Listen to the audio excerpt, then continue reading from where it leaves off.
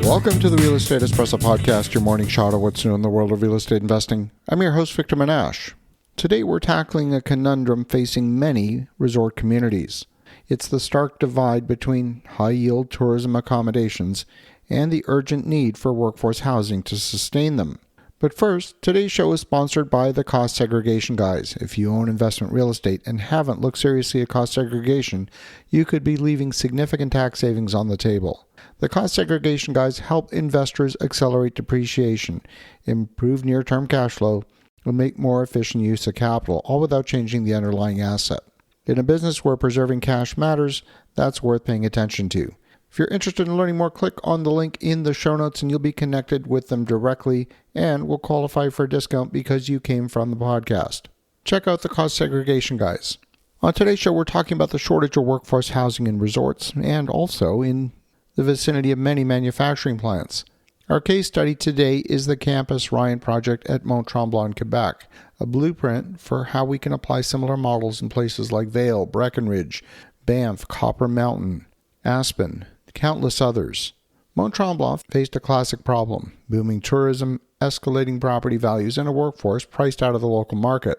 Campus Ryan was the answer, a targeted development integrating long-term affordable rentals for resort staff. The key was aligning incentives. The municipality offered density bonuses and streamlined approvals to make the project viable. The developer, in turn, committed to rents tied to median wages.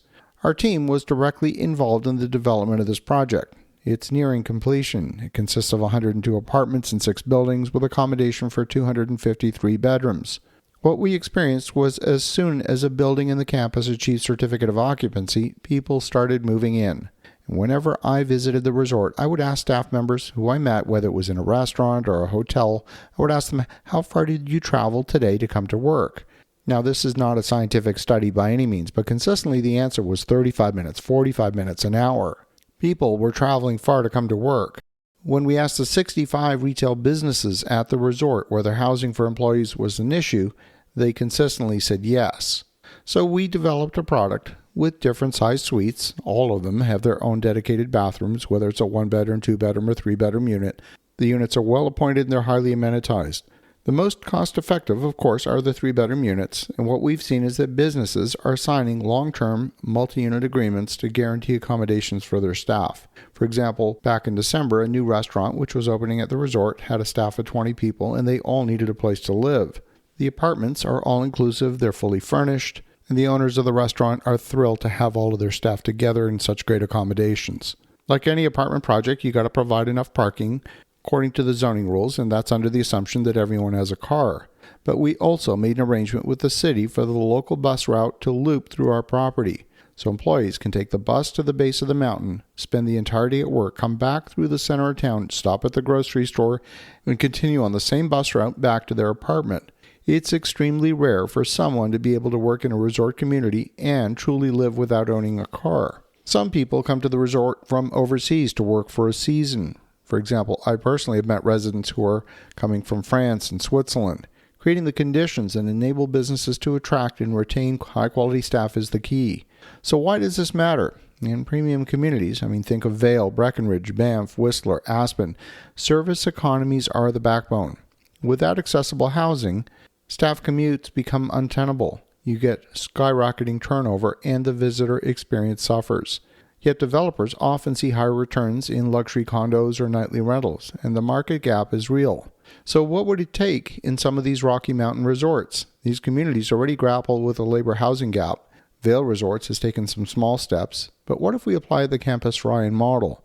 Municipalities in Colorado have a reputation for experiencing huge community opposition to anything that could be perceived as lowering property values. They want professional staff at their favorite restaurant, they just don't want the restaurant staff to be their neighbors. The contradiction is obvious, if not even humorous.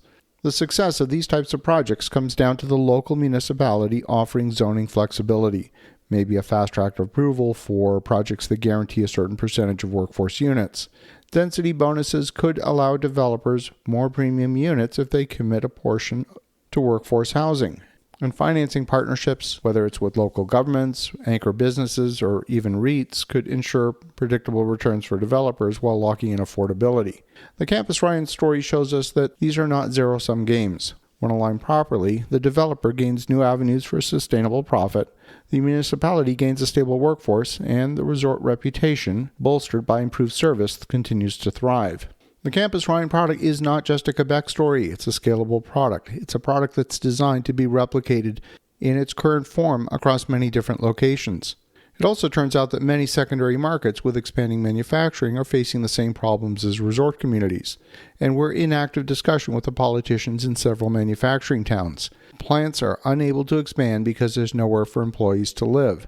The factories are competing with each other for the same small pool of workers. Whether it's for manufacturing or for resorts, these communities can bridge the housing gap, but it requires thoughtful design and partnership with government. As you think about that, have an awesome rest of your day. Go make some great things happen, and we'll talk to you again tomorrow.